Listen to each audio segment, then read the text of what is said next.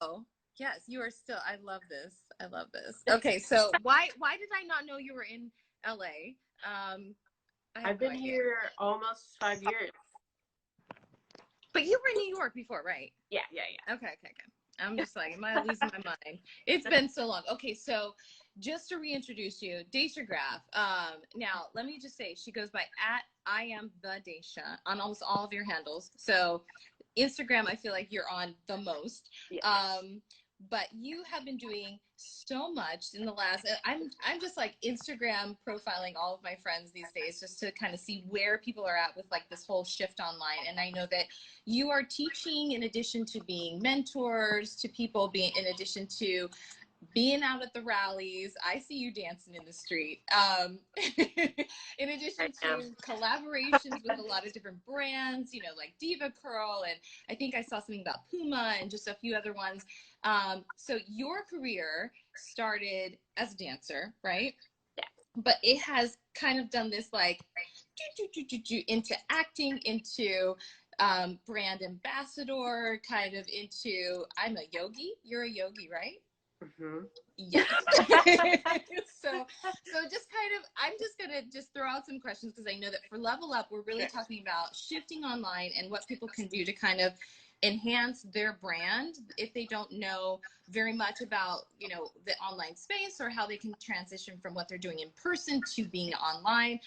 So just kind of talk about your career as far as the navigation and how you've kind of transitioned from one to the next to the next to the next and how you've ended up today. Right, let's get go. Yeah. I've always kind of I have Adrian and Catherine up first, and Julia and Ashley are on deck. I am, as we know, doing a million things at one time as usual. Yes. I'm in acting class in the moment, and I was like, I'll be back.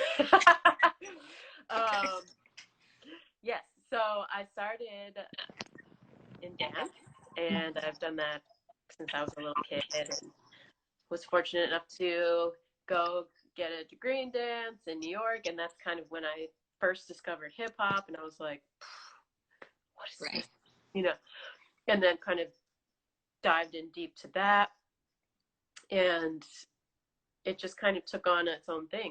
I met my agent, and then Rihanna with you was my first like big thing I booked, and happened so like unconventionally. It was just, I had known Anthony Burrell from growing up, and he had seen me at a Beyonce audition, which I didn't get, but was a blessing because he saw me there and was like, oh my God, you grew up. And I guess he had been looking for somebody to replace somebody. So it all happened in like literally a week. You know, it's just like, had never traveled that far, was very green, like just all the things. So anyways, that was my first like real experience. And then from there, I just kept training, and it's been working for like a good solid 10 years. And then somewhere within there, I just kind of felt like creatively stifled a little bit in the backup dance world. It's really hard to kind of like, once you're there, you don't have much creative control. Like, you're told where to stand, what to wear, it's not like you have a voice really in that process. So that's when I started to get into singing on my own. I started to go to voice lessons in case I did Broadway or something like that. But then a teacher asked me if I wrote, and I was like, I don't know, I've never tried. So I wrote my first song and recorded that, and I was like, oh my gosh, like, this is amazing. So that's when I veered into a singing career, and I was still kind of dancing as well at the same time. And I was like with management, MBK Records, and then I got with Epic Records for like a year or so, and then that all kind of fell apart a little bit, but probably a blessing. And within that time, I also was introduced to an acting agent, because I was like, I really have wanted to act honestly for my whole life, but you know, when you're in dance, it kind of takes over everything. Like, you're just training mind, body, spirit, blood, sweat, tears. And I like to give everything I do that kind of time training. So at that point, I kind of wanted to start to dabble in acting in a real way. And luckily, I was introduced to an agent who I still am with now. And I started to go to a few auditions here and there. Again, was just guessing as I went along, really, and that was awesome. And I later moved to LA once I was going through, I was saying, my music breakup. But I moved out here to kind of like just get a fresh perspective, and also because I knew like this was the place for film and television, and if I was really going to give it a try, like this would be the time. I thought so. I was like, let me just go there, and who knows, you know. So ever since I've been here, it would be 5 years in January. I've been just training. I've been in school. I've been training. I've been acting and auditioning. And you're online in class right now.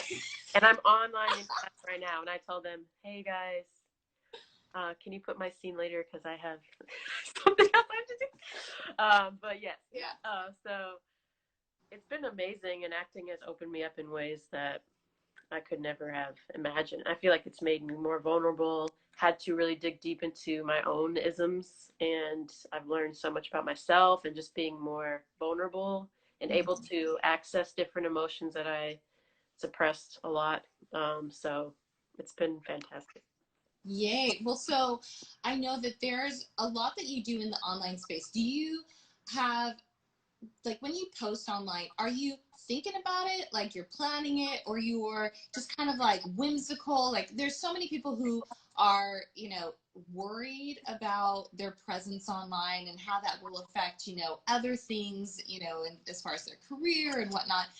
You feel like a free spirit on your presence online, whether it's Facebook or Instagram or Twitter or whatever. You just, it comes across as if it's like, hey, I'm just gonna post this right now. So I don't know if that's the way it is. Yeah, I can't say it's very planned.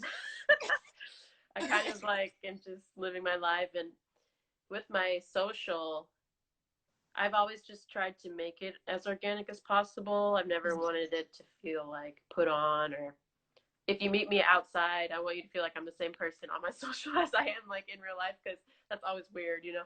Yeah. So no, I just try to keep it authentic and organic to who I really am. So yeah, and in my real life, I do a million trillion things, and so that's what you see on my page. Yeah, I'm just trying to keep up because you know, it seems like you are doing a lot. So you are on your page. It says that you were just named one of the top 100 of women. Is it women or people of Create Cultivate? Women. How did that come about? That was a surprise. I just got an email from the company, and they were just like, hey, we would love to have you be one of the women of the new roads category, which is kind of like what we've been saying, like women that kind of just make their own path and do what they feel they want to do, and don't feel like they have to live in this conventional way of life. And so I was obviously honored. I'm just like, absolutely, I'll accept this.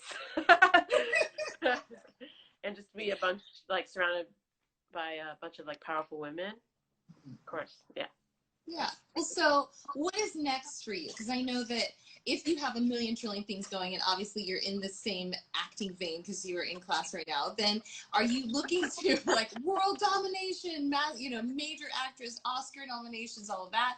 Or are you just happy kind of just inching, you know, up, you know, doing what you're doing? Or what are you trying to do? Like, what are your goals? It's interesting because as an artist, you know, to keep afloat, I'm fortunate that I do a million things because, I mean, you know, let's say money's not coming in from acting right now. I need to go teach, you know, or I need to, yes, I'll take this modeling gig because I need to pay my rent. I mean, that's just kind of the way of the world right now.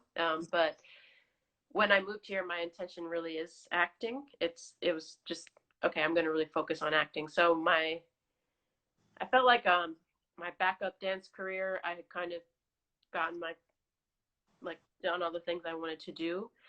I will always be a dancer, and if that ever, I think it all like kind of meshes together anyway.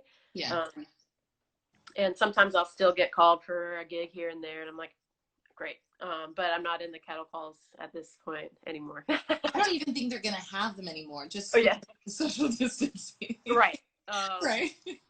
But it always finds a way. Like I just did a movie with Tracee Ellis Ross, and I was dancing, and I got to sneak a line or two in there, but like it'll always find a way. I feel like it'll come back in whatever way it's supposed to. But yeah, my focus right now is acting, and all the other stuff kind of just files in, but in a weird way, all makes sense at the same time. So do you feel like, because I know self-taping is a big thing right now, is that kind of the only thing that they're asking people to do as far as what you've seen, as far as casting directors? Yeah, right now, I've only seen self-taping, and not too much on my end has been happening even in that. It's just, I would think it's like, okay, when are we going to film? Like, when is this? So it hasn't been too much of that, but I just got one today, which is due Wednesday. So I'm like, okay, great. But yeah, I'm not sure. I've heard things of like August, September, when things may start to open up, I guess, to be in person, maybe. But I feel like you will definitely see way more self-taping. There was already quite a bit, but I feel like now even more, because I feel like also people are probably like, oh, we can really just do this from home. Like, I always prefer in person, but I feel like we will see more self-taping. Yeah. Well, so if there's anyone out there, because I'm going to post this in different places. So if there's anybody in, whether it's on YouTube or Twitter or Instagram or Facebook that watches this, it's kind of like, hey, I follow her career. What is kind of one of the things that you felt like was like a setback, but you overcame, that you found a solution for, or something like that, where you feel like that could help as far as a piece of advice for somebody who's trying to do what you're doing? Yeah. My whole music portion of my life in New York was a lot. It's even still hard to talk about sometimes. I was in a pretty toxic environment and in a toxic relationship with my manager at the time. And it was just a lot of push-pull, and I was never quite ready for whatever reason. And I was just kind of like locked in this world, and once you're in it, like it's hard to see, I'd have friends and family being like, I don't know about this, and I'm like, it's fine, everything's great, things are happening, nothing's happening. So it was just a lot like a really odd time in my life, and so I could have really crumbled, honestly, in that time, but luckily something in my spirit was like, time to go, you got to move. And so that was 5 years later. I was in that for like 5 years. And for whatever reason, one day I woke up very clear, and it was just like, God was just like, today's the day you end this. And I was like, oh, okay. It was very strange. Like, I'd been very indecisive, like almost for a year, writing like pros and cons. If I leave, like I don't own my music, like I have all these people, like it was this whole thing. And then if I stay, I don't know, I can handle it. Anyway, it was back and forth for like a year, and then one day I just woke up and was like, done. And so I think I moved like a few months later, and that was that. And I cut ties, and it was a lot. So that time, like I could have given up on the arts totally, or just had such low self-esteem and didn't think I could, I don't think I could have been in the place where I didn't want to do anything or whatever. But luckily I kind of just took some time for myself. It's interesting once you cut things off that aren't for you, how things just kind of come together. So I just moved out here, and like this person reached out for me to stay, and this person's like, use my car, and this person is like, blah blah blah, and this avenue opens up, and then all of a sudden, so things just kind of made sense. And yeah, I just kind of started to forgive myself and heal from that and move forward in a way that was healthy for me. So, and it's weird, oddly, like I don't have any hate for anyone in that, through that situation, but it was more for me, like forgiving myself for letting myself go through that and moving forward. But that whole period of my life was just very interesting and a lot. Well, I'm sure sure. I mean, people definitely go through it, and you came out obviously on the positive side. So I'm happy for you for that, and definitely taking a leap, because you're putting your money where your mouth is, as far as like you're banking on yourself. You know, when you make the leap to move that far away from maybe, you know, your home connections and all of that, it's kind of like, I am banking on myself. And so you clearly made the right move, because you're doing really decently right now. And so, I mean, I feel like there's so much to be gained from that. If anybody's watching and it's kind of like, you got to just bank on yourself. And you know where your strengths are. Yeah, I have a very strong intuition, and I've known that since I was little. And looking back on certain things in my life, is like, you didn't listen to yourself. Like, I knew it, but I was just not listening, you know? And so it was really interesting to see in that situation, and like plenty of other situations where I knew and I just didn't listen, and I just thought I could muscle my way through it. Yeah. Always listen to your gut. Always listen to your gut. Yeah. Wow. I appreciate you taking the time. Go back to class. It's fun. Yes. And I will definitely keep in touch with you, because I feel like we used to go, and this is just a random side story. So we used to go, when we did the Rihanna tour, out on stage before anybody was ever there. Do you remember this? We would take the tour, map the walk, like, I think we were filming this at some points, just looking out at the whole entire arenas, whether it was like O2 Arena. Oh my God. Can you imagine? Like my first time, like my first real gig, and I'm just like, just to hear the crowd and everything before even the show starts, it's just a whole, and it's so sweet to me. I appreciate you, because I was just a little young thing, like, what is going on? What's a passport? How do we look? Well, you were having fun, and I was doing my taxes online, like, or something ridiculous. But, you know, it is what it is. So I want you to just completely soar like you have been doing, and I just wish you all the best. And I will tag you. Tell everybody, you know, as far as your website, it is, as far as like your URL, what is your website? I'mTheDaisha.com. Daisha. Oh, it's everywhere. Okay, so everything. I try to keep it consistent.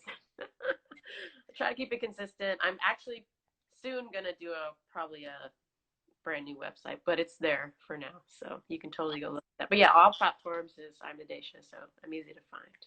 All right. And then did you just decide I am the Daisha, or was Daisha taken, or how did that? Yeah, I think like everything else was taken, and I was like, this is a little interesting, but it'll work. It works. Yeah. Well, and I didn't know there were so many other Daishas out there. I've never really met any. You're the only one I know. Yeah. I was like, okay. Yeah. Well, so have fun today, and then since you're in LA, I'm sure we will run across each other for sure. Yeah, let's hang out. All right. Bye.